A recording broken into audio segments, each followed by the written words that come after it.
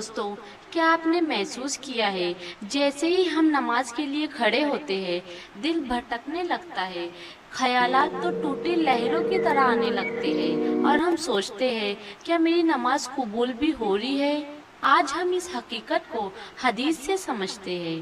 یہ مسئلہ صرف ہمارے ساتھ نہیں، یہ تو صحابہ اکرام تک کو ہوتا تھا۔ وہ بھی پریشان ہو کر نبی کریم صلی اللہ علیہ وسلم کے پاس آئے کہ یا رسول اللہ صلی اللہ علیہ وسلم، نماز میں خیالات بہت آتے ہیں۔ آپ صلی اللہ علیہ وسلم نے فرمایا، شیطان آدمی کے پاس آتا ہے اور کہتا ہے یہ یاد کر وہ یاد کر، تاکہ بندہ وہ بھی سوچنے لگتا ہے جو اس سے پہلے یاد بھی نہیں تھا۔ لیکن دوستو، خوشخبری یہ ہے جتنا شیطان دل کو بھٹکاتا ہے اتنا اللہ بندے کو پسند فرماتے ہیں، تو بار بار دل کو دوبارہ اللہ کی طرف موڑتا ہے۔ یہی تو اصل ایمان ہے۔